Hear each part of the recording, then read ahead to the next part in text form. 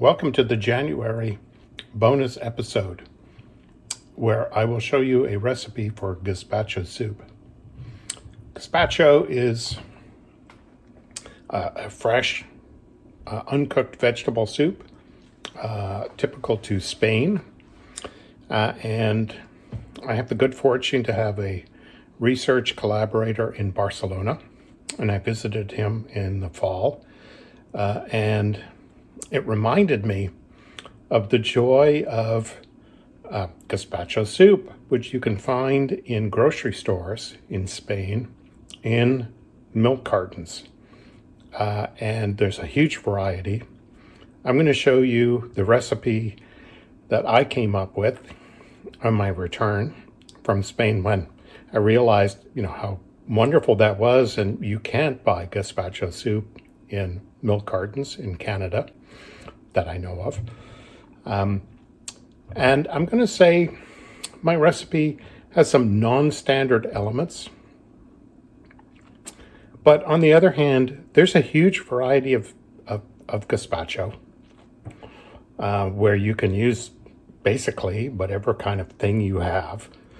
And this is the kind of recipe I really like. You don't have to measure things. You don't have to follow a recipe. You just find some things you've got around that sort of fit what you want to do, and you throw them in. And so that's the spirit of this recipe. And you can follow it exactly, although it's going to be hard because I'm not going to actually measure anything. But you can modify it to your own particular tastes. I'm going to show you the ingredients, and then we'll put it all in the Ninja Bullet blender that I recommended to you earlier in a January episode, and then we'll taste it, see how I do.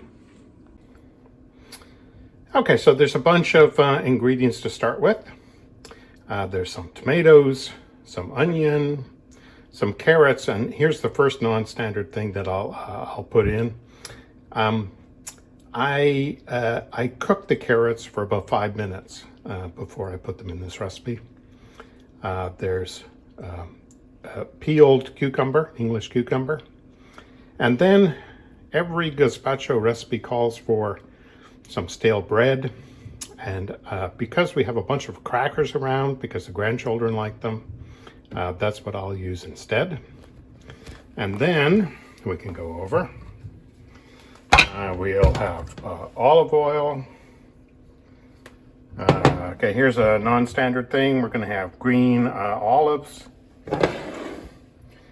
You're supposed to use fresh peppers, but I find the skin doesn't blend very well, so I'm going to use these roasted peppers from Bulgaria. Another non-standard thing, I'm going to put in some sun-dried tomatoes. And then for spicing, I've got this chili garlic sauce. This is an amazing ingredient. I highly recommend. And then there's an herb that you can put in. I'm going to put in a Bulgarian herb, chubritsa. It's also, the English name is summer savory.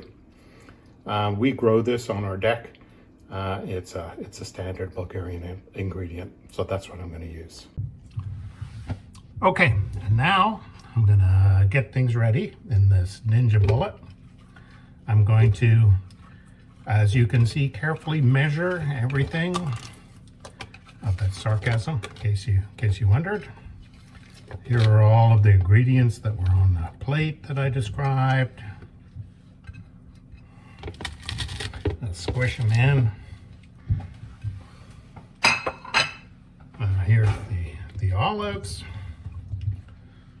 Maybe I'll eat a couple.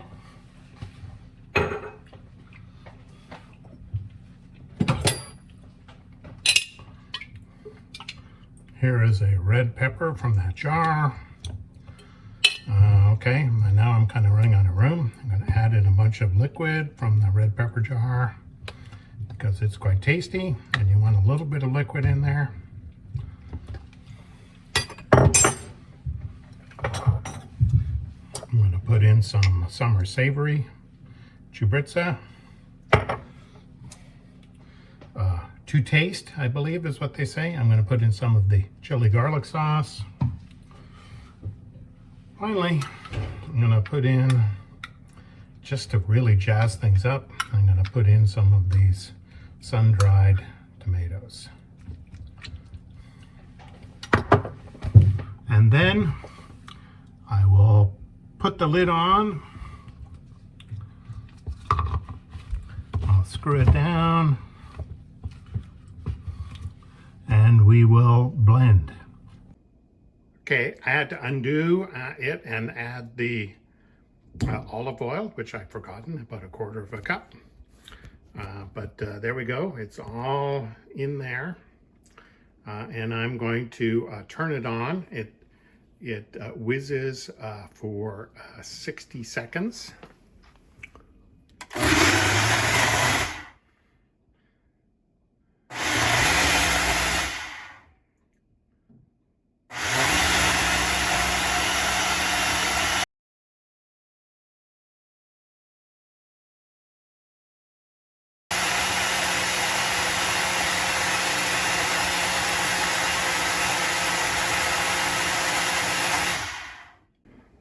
Okay, here we go. It's finished. I'm going to try it out.